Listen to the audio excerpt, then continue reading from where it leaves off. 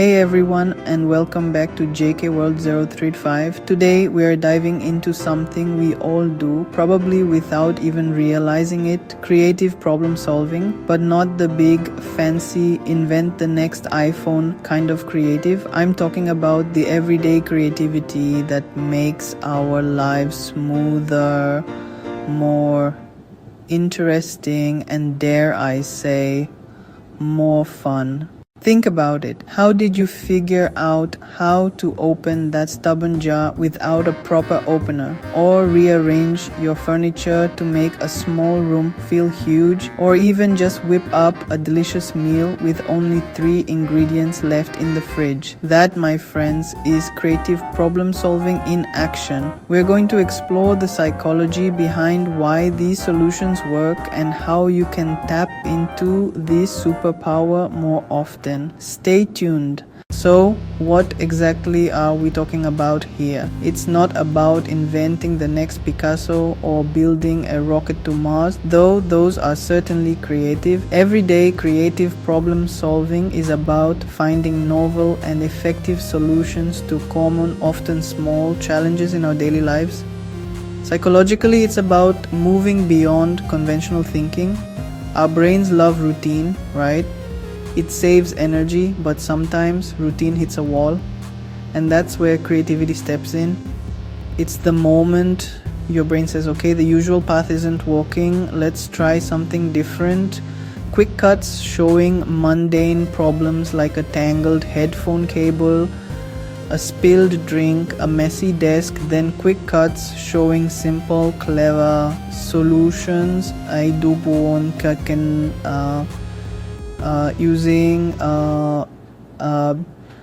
binder clip for cables, a paper towel to soak up the spill, organizing with simple containers. Let's break down some of the psychological underpinnings. This is our brain's brainstorming mode. Instead of looking for one right answer, divergent thinking encourages us to generate as many ideas as possible, no matter how wild.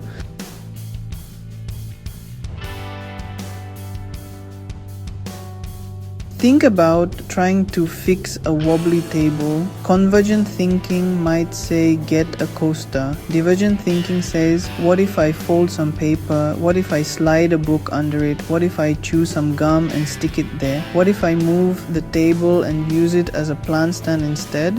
Okay, maybe not that last one for stability, but you get the idea. It's about quantity first, quality later. This is super cool. It's when we take a solution from one context and apply it to a completely different one.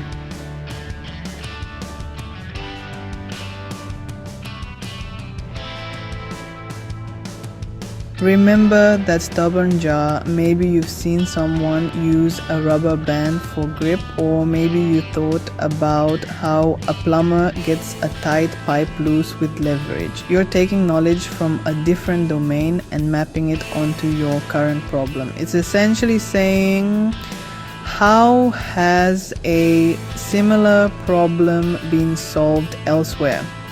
This is your brain's ability to switch gears, adapt to new information, and consider different perspectives.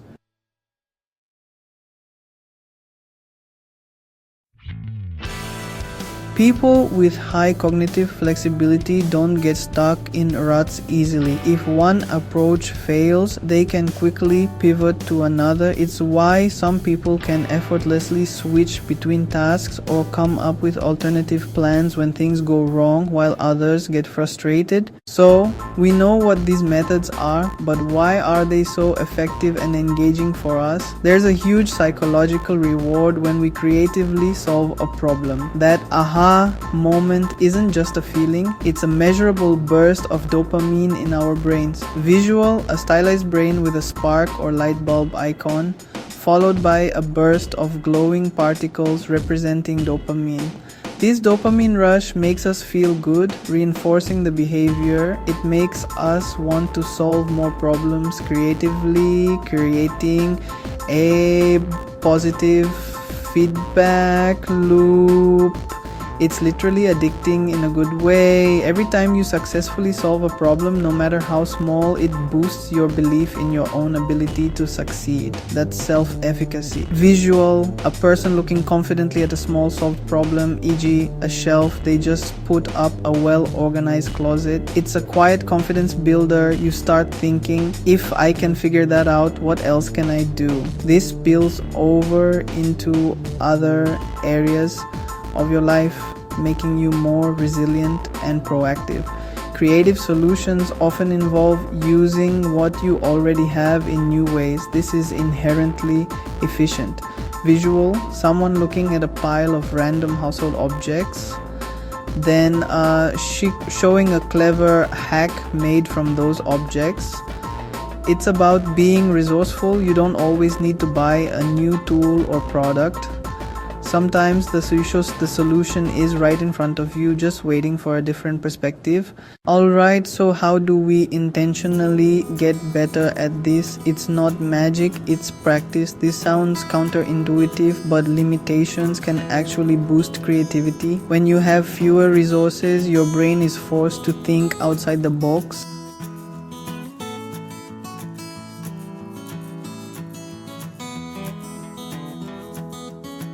Try cooking a meal with only 5 ingredients, or decorate a room with only items you already own. Constraints force divergent thinking. Our brains aren't always on problem-solving mode. Sometimes the best ideas come when we let our minds wander.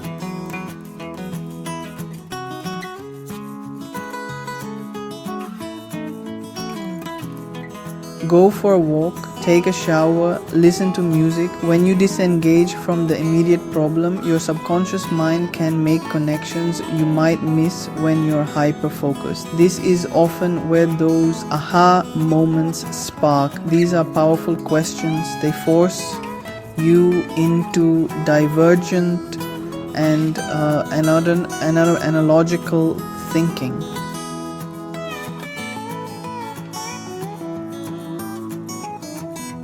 Instead of just accepting the first solution, challenge yourself.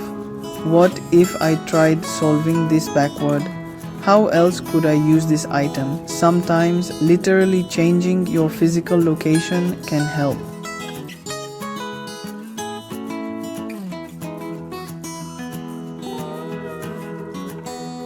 If you're stuck on a problem, get up, walk around, look at it from a different angle. Psychologically, it helps break mental fixedness. Even just imagining you're someone else trying to solve the problem can offer new insights. Let's look at some classic everyday creative solutions and then give you a mini challenge. Simple, elegant, and uses an everyday item in a novel way. That's analogical thinking, using friction for grip like car tires, and divergent thinking, what else can increase grip.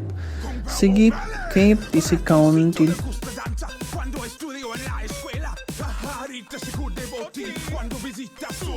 Bending metal to create a hook. Again, seeing an object not just for its intended purpose but for its potential properties. Cognitive flexibility right there.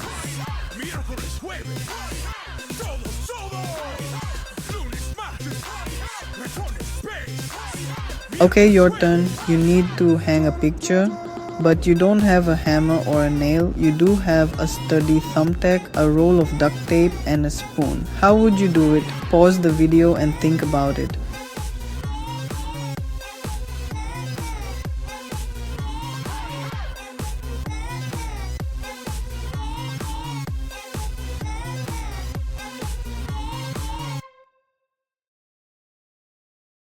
Why is this so engaging for us today? In a world of instant gratification and ready-made solutions, there's a unique satisfaction in figuring things out ourselves. It taps into our innate human drive for mastery and competence. We love feeling capable. And for a modern audience who are often bombarded with complex problems, the ability to tackle smaller ones creatively can be incredibly empowering and stress-reducing.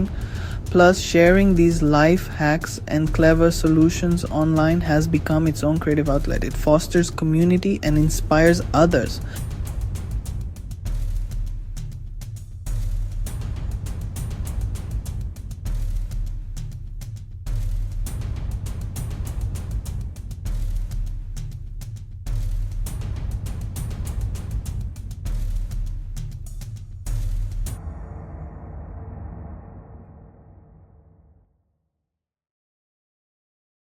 So next time you face a tiny snag in your day, don't just reach for the obvious solution. Pause, think divergently, look for analogies, be cognitively flexible. You might just surprise yourself with how ingenious you can be. What's the most clever everyday problem you've ever solved? Or what's a creative hack you absolutely swear by?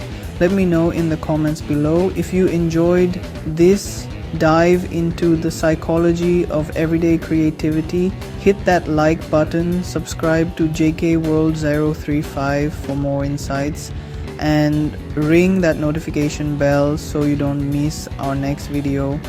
Thanks for watching and keep those creative juices flowing. See you next time.